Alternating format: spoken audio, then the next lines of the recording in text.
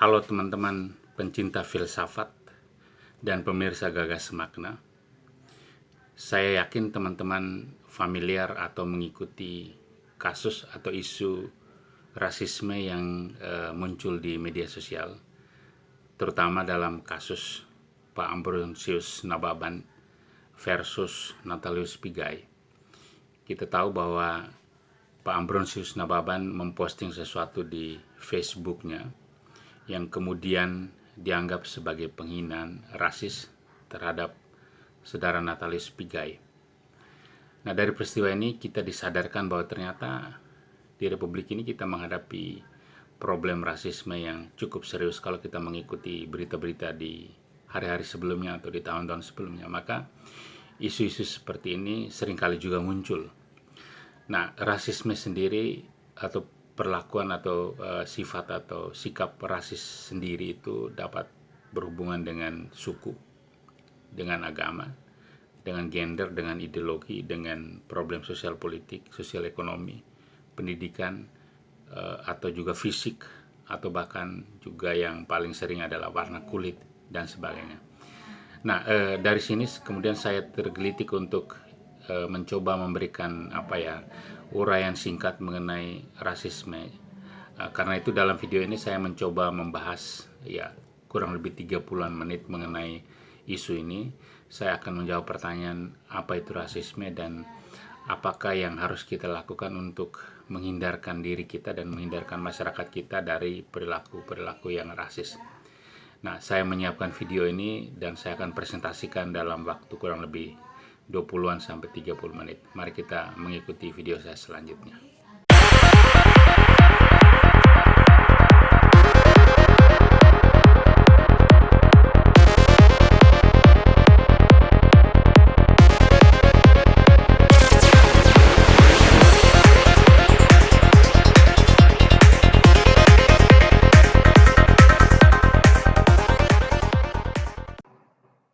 Rasisme, mengapa terjadi dan bagaimana mengatasinya.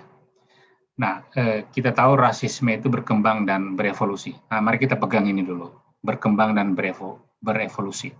Nah, apa yang masyarakat pikirkan atau yang masyarakat pahami mengenai rasisme pun mengalami perubahan.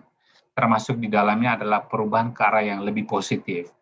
Dalam arti sikap terhadap seseorang atau sekelompok orang yang dewasa ini dianggap sebagai rasis, bisa jadi diterima sebagai suatu kelaziman di masa lampau.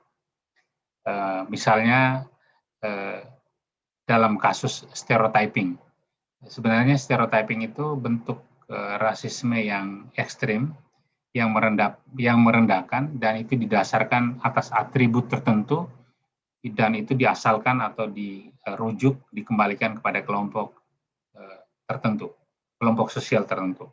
Misalnya stereotip di Amerika Serikat yang menyatakan bahwa semua pria keturunan Hispanik atau Spanyol itu adalah macho. Dan kemudian contoh yang lain adalah semua pria keturunan Asia itu adalah pintar dan pekerja keras. Ini stereotyping yang kalau kita cek dalam realitas belum tentu seperti itu. Nah, rasisme sendiri itu mereduksikan seseorang atau individu kepada kelompok.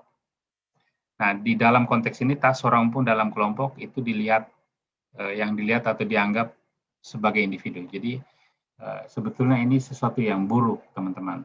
Karena kalau kita menghayati individu sebagai subjek, menghayati diri sebagai individu, dan di dalamnya pasti adalah seorang subjek yang di dalamnya pasti memiliki kebebasan, memiliki tanggung jawab, memiliki kemampuan menentukan diri sendiri.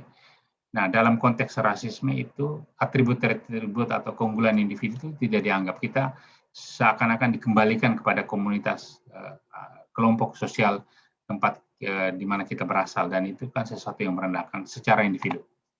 Nah, teori awal mengenai rasisme itu dapat kita lihat bahwa rasisme awal itu meliputi pembenaran dominasi atas satu ras atas ras lainnya, dan ini merujuk kepada teori evolusi yang disebut survival for the fittest, sebagaimana difahami oleh Charles Darwin.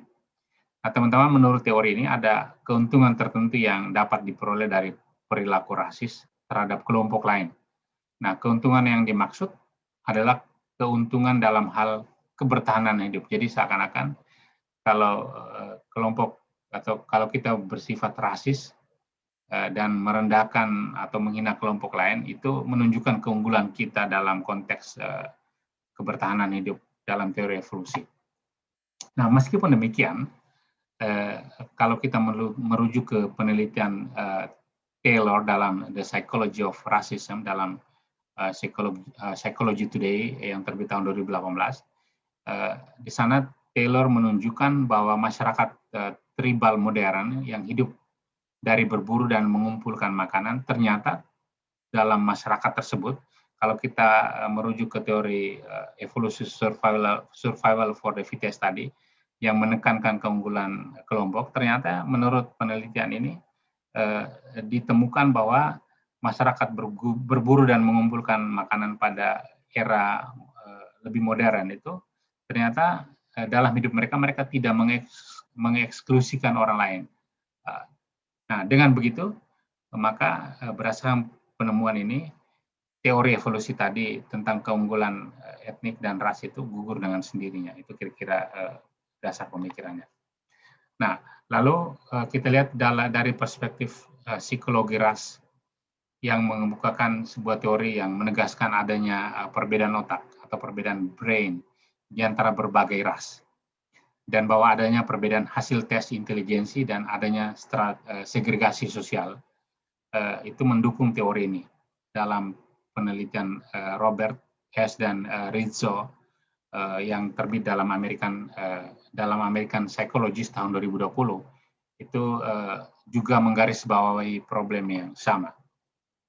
Jadi dari situ sebetulnya menggugurkan alasan rasisme yang dibangun di atas teori evolusi, terutama tentang survival for the fittest.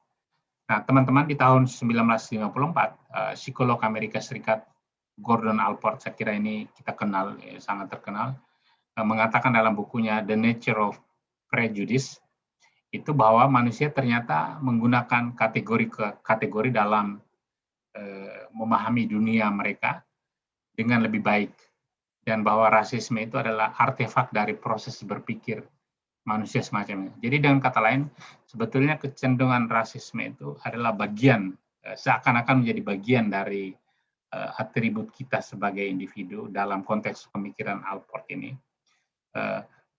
Karena dilihat sebagai ini memudahkan kita dalam berpikir.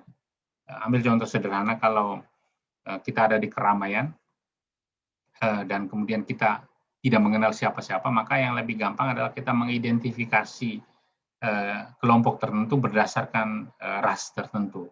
Nah, ini cara gampangnya, simpelnya dalam memahami realitas, dan saya kira penelitian ini mendukung pengalaman semacam itu. Nah, di Amerika Serikat misalnya, sejarah rasisme itu terkait erat dengan apa yang disebut sebagai privilege dan dominasi orang kulit putih atas orang kulit berwarna, dan dalam hal ini baik Black American maupun orang-orang berwarna kulit kuning, dianggap orang Asia, orang India dan seterusnya, dan dominasi kulit putih atas mereka, dan itu memang diciptakan demi menguntungkan kelompok kulit putih. Nah, lalu rasisme dalam konteks ini menjadi sikap merendahkan kelompok lain yang terjadi secara sistemik. Yang dimaksud dengan sistemik itu terjadi secara by design, sebegitu rupa sehingga memang itu menguntungkan orang yang lebih dominan, atau kelompok sosial yang lebih dominan, kira-kira begitu. Nah, sekarang kita lihat prasangka atau prejudis itu sebetulnya berbeda dengan rasisme. Perbedaannya di mana? Nah, mari kita ingat bahwa prasangka atau prejudis itu berbeda dengan rasisme. Ini kita garis bawahi dulu. Dan prasangka itu kita pelajari sejak awal kehidupan kita.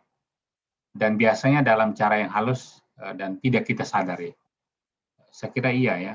Jadi ketakutan ketika kita kecil terhadap orang asing, dalam konteks orang yang tidak kita kenal, nah itu bagian dari prasangka.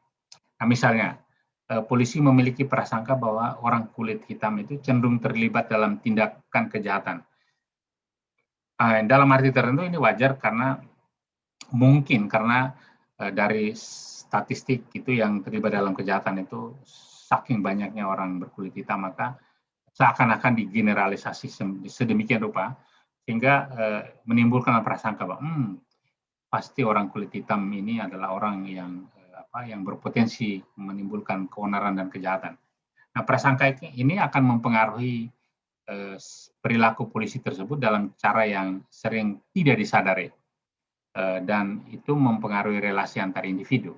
Saya kira dalam pengalaman kita itu bisa terjadi, tidak harus dengan orang kulit hitam, tapi juga dengan kelompok etnis yang berbeda, dengan kelompok yang secara kelas sosial dan kelas ekonomi berbeda, kelompok yang secara ideologi dan secara agama berbeda. Itu kalau kita tidak hati-hati ini mempengaruhi relasi antar individu. Nah, lalu bagaimana dengan rasisme? Kalau tadi prasangka itu berbeda, prasangka itu seakan-akan menjadi bagian dari dari cara kita menghayati hidup dan relasi dengan orang lain. Lalu kalau dia itu berbeda dengan dengan rasisme, lalu perbedaannya di mana?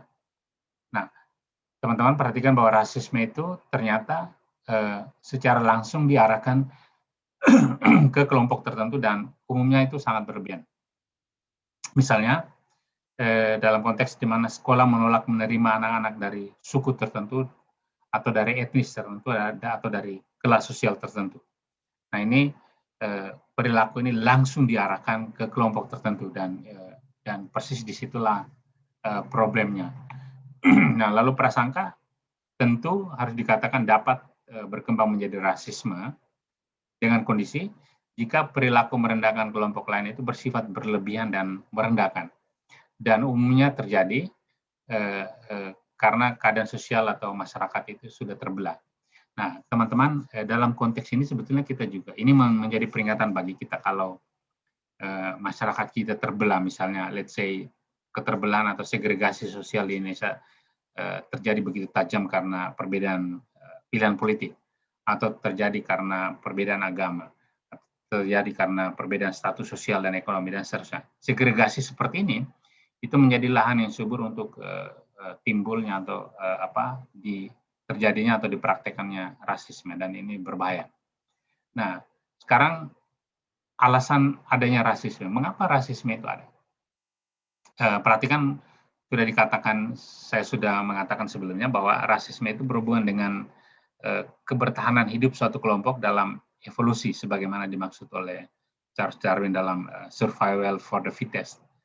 Tetapi bisa juga dihubungkan dengan konsep mekanisme pertahanan diri. Artinya, seseorang itu butuh cara tertentu untuk mengidentifikasi diri dengan kelompok primernya, dan dengan begitu dia merasa lebih nyaman. Saya kira ini hal yang yang alami ya. Tadi saya menyebut contoh kalau kita merasa terasing dalam suatu konteks tertentu dan kemudian kita menemukan kelompok orang yang secara etnik itu kita bisa berelasi dengan mereka, maka kita merasa nyaman di dalam kelompok tersebut. Nah, jadi dengan mengatakan seseorang sebagai hitam atau sebagai monyet dan seterusnya, itu sebetulnya dalam konteks ini seseorang itu menegaskan dirinya sebagai berbeda dari kelompok yang dia cap, sekaligus menegaskan superioritas kelompok asalnya. Nah, dan dalam kelompok asalinya itu dia merasa nyaman. Jadi kembali lagi tadi, kalau misalnya saya mengidentifikasi diri dengan kelompok saya, kemudian dalam kelompok itu saya merasa diterima, saya merasa didukung dan seterusnya, ada bahaya kecenderungan saya menganggap kelompok di luar saya itu sebagai yang berbeda. Saya menghina mereka misalnya dengan menyebut mereka sebagai inferior, sebagai binatang tertentu dan seterusnya. Nah, itu sekaligus juga menegaskan bahwa kelompok yang saya menjadi bagian itu adalah kelompok yang superior.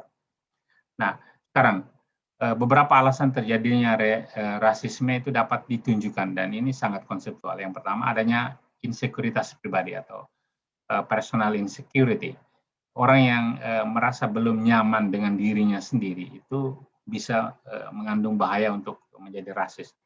Nah, adalah benar bahwa orang yang mengalami krisis identitas itu akan mencari dan menemukan identitasnya di luar dari kelompoknya. Dan ini sesuatu yang seakan-akan wajar gitu. Nah, misalnya dalam penelitian Taylor, The Psychology of Racism dalam Psychology Today, nah itu dikatakan di sana Nah, konsekuensinya adalah setelah menemukan identitasnya, jadi setelah dia menemukan krisis identitasnya itu dengan mengidentifikasi diri dengan kelompok rasnya, kelompok sosialnya yang selevel dan seterusnya, atau kelompok yang sesama ideologi. Maka setelah dia menemukan identitasnya di dalam kelompok tertentu, dan kemudian dia merasa bahwa dia nyaman dan diterima, bahayanya adalah dia mulai mengalienasikan atau mengasingkan orang lain. Nah, ini dalam pola hubungan orang kita orang asing itu seringkali dikatakan juga. Nah, dalam proses ini kadang-kadang diikuti juga dengan munculnya rasa permusuhan atau hostility terhadap kelompok lain yang telah dialienasikan. Nah, dan semakin orang itu menjadi fanatik dengan kelompoknya, semakin dia mengalienasikan atau mengasingkan kelompok yang lain.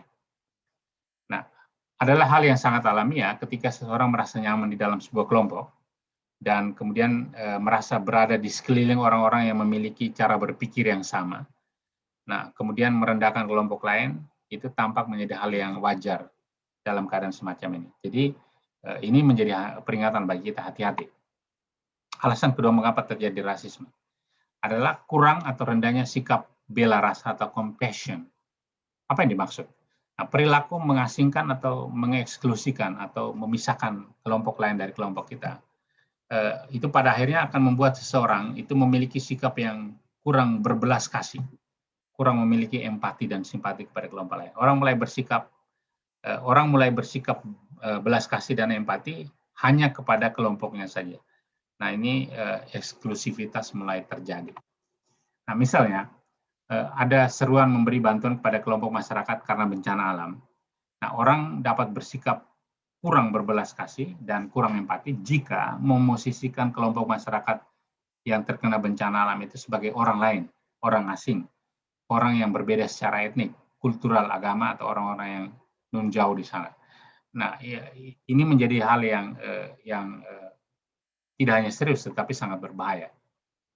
Nah, yang ketiga, terjadinya rasisme itu kemungkinan karena kesehatan mental yang buruk. Nah, rasisme juga dapat terjadi karena buruknya kesehatan mental seseorang. Memang tidak semuanya sih harus dikatakan demikian, karena ada orang yang ketika dalam keadaan kesehatan mentalnya yang buruk, dia larinya ke mengkonsumsi alkohol dan obat-obatan terlarang. Jadi praktis dia semakin membuat dirinya rusak. Saya kira itu kalau orang masuk pada level itu ya tentu hal ini adalah kategori sakit. Tetapi yang mau dikatakan di sini adalah kesehatan mental yang tidak stabil itu dapat memicu orang untuk bersikap rasis. Yang keempat itu terjadi karena kemungkinan terjadi karena hatred atau karena kebencian. Nah, umumnya dikatakan bahwa rasa benci yang ekstrim itu selalu didasarkan pada rasa terancam karena kehadiran atau kiprah kelompok lain. Nah, dalam kondisi demikian, orang bisa mengalami keadaan terancam atau ketakutan akan kehilangan kekuasaan. Dan ini dapat menjadi bahaya yang serius, misalnya kalau kita merasa tidak nyaman melihat kelompok lain sebagai ancaman dan kehadiran kelompok yang berbeda di sekitar kita sebagai ancaman, maka itu dapat memicu kebencian yang luar biasa dalam diri kita untuk mengeksklusikan orang lain. Nah, ada sebagian orang yang bisa saja mengidentifikasi dirinya dengan kelompok-kelompok ekstrim tertentu dengan maksud untuk mendapatkan dukungan sosial, sambil dalam waktu bersamaan dia mengalihkan atau memproyeksikan kekurangannya kepada kelompok lain yang tidak dia sukai. Nah, ini gejala sosial yang juga dapat terjadi. Nah, rasisme memang bukan sakit jiwa, tetapi rasisme terus meningkat, itu dapat menyebabkan orang sakit jiwa. Jadi hati-hati dengan kebencian yang kita arahkan kepada orang lain tanpa alasan atau dasar yang dapat dipertanggungjawabkan. Itu dapat mengarahkan atau menyebabkan orang menjadi sakit jiwa juga. Nah, yang kelima, kebiasaan hidup dalam kelompok yang sama. Ini hati-hati teman-teman. Kalau kita terbiasa hidup dalam kelompok yang homogen atau kelompok yang sama, itu dapat memicu juga sikap rasis. Rasisme dan sikap rasis itu bukan sesuatu yang dibawa sejak lahir, tadi kita katakan. Nah, jadi sifatnya bukan bawaan, catat itu. Rasisme itu sikap yang dipelajari dalam masyarakat. Saya ulangi, sikap yang dipelajari dalam masyarakat. Nah, dampaknya apa? Kalau kita terlalu sering berada dalam kelompok yang sama dan tidak pernah terekspos ke kelompok yang berbeda, maka kita dapat menyebabkan kondisi itu dapat menyebabkan atau memupuk sikap rasis dalam diri kita. Nah, itu yang dimaksud. Kurang lebihnya mengapa terjadi rasisme. Sekali lagi ini adalah potensi ya, jadi harus ada pemicu dulu, kemudian baru terjadinya perilaku rasis. Nah, yang berikut adalah faktor-faktor yang menyumbang bagi terjadinya rasisme. Dan faktor-faktor ini kalau kita perhatikan, ini juga menarik untuk dikaji. Nah, dalam sebuah paper yang terbit pada bulan Juni 2020 dengan judul The Psychology of American Racism, di situ dalam paper itu Stephen O. Roberts, seorang psikolog dari Stanford, dan kemudian juga pengarang lainnya adalah Michael T. Rizzo. Ini adalah seorang peserta postdoc dari New York University, dan karya mereka itu sudah terbit dalam American Psychologist tahun 2020. Mereka mengidentifikasi kurang lebih 7 faktor yang dapat memicu terjadinya perilaku rasis.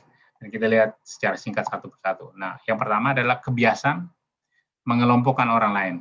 Nah, mereka yang hidup dalam kelompok-kelompok sosial dengan kebiasaan mengelompokkan orang lain berdasarkan suku, agama, ras, dan semacamnya, itu memiliki kecenderungan stereotip dan kemudian perlahan menjadi sikap rasis.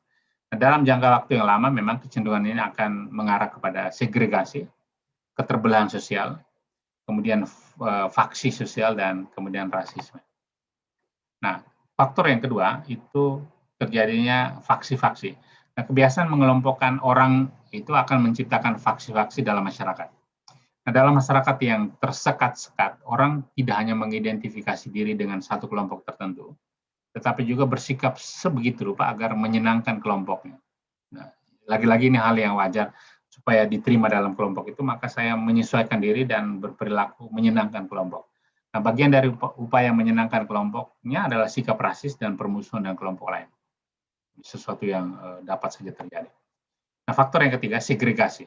Nah, pengalaman terpisah atau dipisahkan dari kelompok lain itu cenderung membuat orang itu menciptakan opini yang bersifat permusuhan dan rasis terhadap kelompok lain.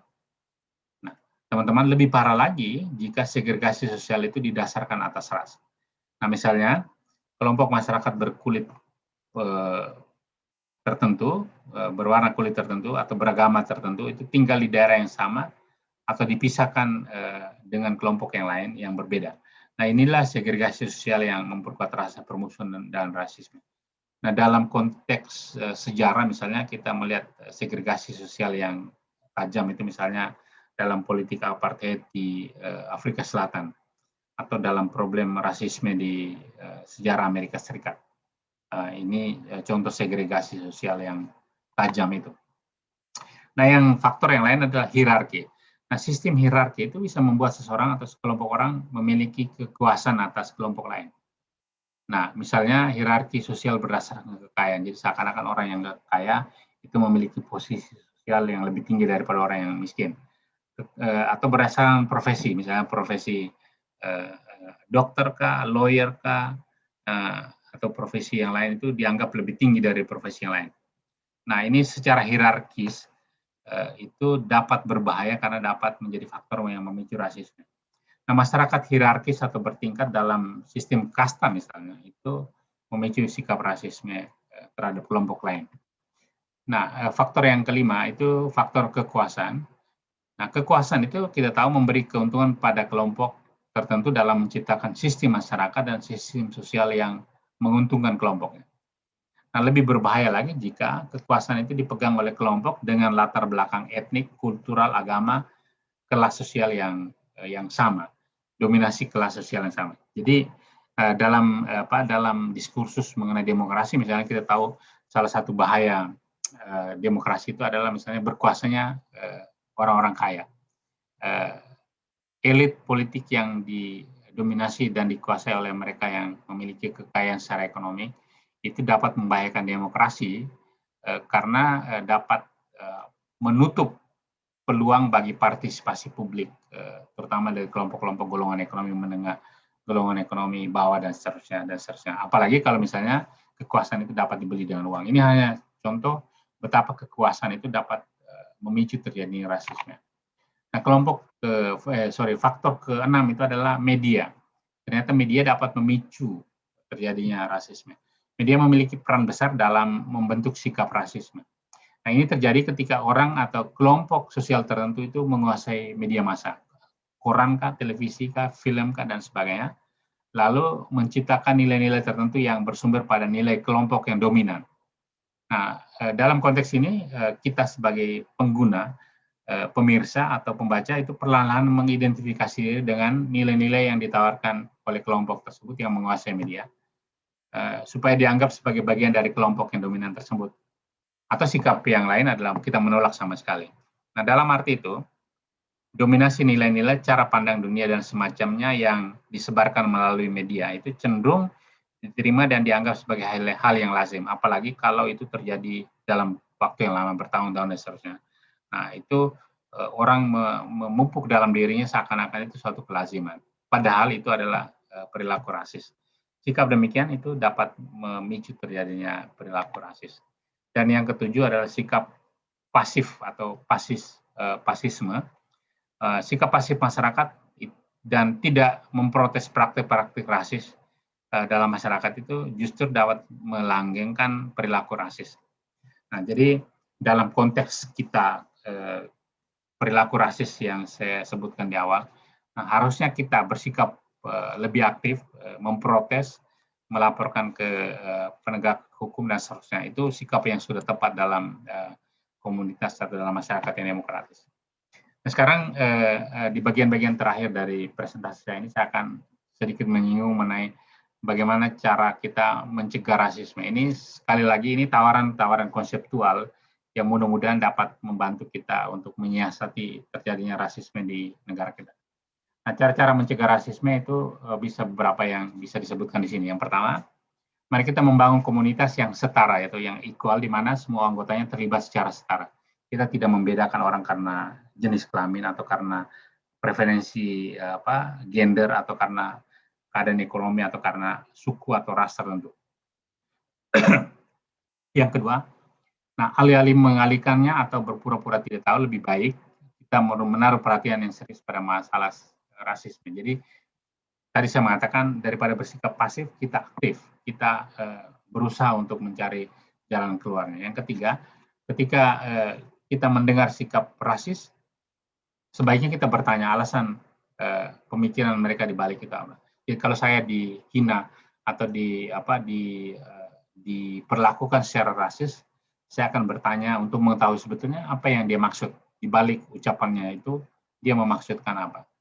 Dan kemudian kita bisa mencerahkan orang itu dengan mengajukan alternatif. Daripada Anda memikirkan mengenai saya dalam konteks atau dalam cara demikian, mengapa Anda tidak memikirkan saya dengan cara yang lebih positif. Yang keempat, mari kita ingat bahwa perubahan itu tidak terjadi semalam dan karena itu kita bersabar jika kemajuan ke arah perbaikan itu terasa lambat. Nah, ingat bahwa perubahan kecil itu dapat membawa hasil yang besar jika kita konsisten dalam tindakan memerangi rasisme. Jadi tidak apa-apa bahwa perubahan itu tidak terjadi sekarang. Ya, mungkin 10 tahun lagi, tapi kita berusaha sekarang. Dan yang kelima, ajarkan dan biasakan sikap menerima ras lain yang berbeda sejak usia muda. Saya kira sejak anak-anak itu dalam pendidikan sivik atau pendidikan kewarganegaraan, misalnya kita mengatakan bahwa hidup dalam masyarakat yang multikultur itu salah satu kebiasaan yang baik adalah mengekspos anak-anak kita ke kelompok yang berbeda, dan saya kira ini satu usulan yang sangat baik. Jangan eksklusif, jangan tinggal hanya dalam kelompok kita sendiri, tapi masuk, immerse oneself, mengekspos orang ke kelompok yang berbeda. Kemudian yang keenam, kita dapat merancang kurikulum yang membahas rasisme, mengajarkan kepada anak-anak di sekolah tentang sikap inklusif dan seterusnya, itu menjadi hal yang baik. Yang ketujuh, mari memperbanyak kesempatan untuk terlibat dan berinteraksi dengan kelompok yang berbeda. Dan dalam masyarakat kita, itu bisa kita temukan kelompok yang berbeda itu. Sekarang, mari kita memperbanyak relasi dan interrelasi dengan kelompok yang berbeda itu. Dan yang kedelapan, dorongan persahabatan lintas garis, lintas ras, lintas agama, dan seterusnya itu menjadi sesuatu yang penting. Nah, saya kira ini saja beberapa gagasan yang saya tawarkan dalam upaya untuk memahami rasisme di Indonesia. Semoga kita semakin semangat, semakin giat, semakin menjadi warga negara yang aktif memerangi rasisme. Dan dengan demikian, meskipun perubahannya terjadi secara perlahan, kita yakin bahwa di masa depan kita akan mewujudkan NKRI yang semakin dapat menerima, dapat menjadi tempat yang baik untuk siapapun juga, etnis apapun, kelas sosial apapun bisa hidup berdampingan secara damai di Republik Indonesia yang tercinta ini. Terima kasih, sehat selalu dan sampai jumpa.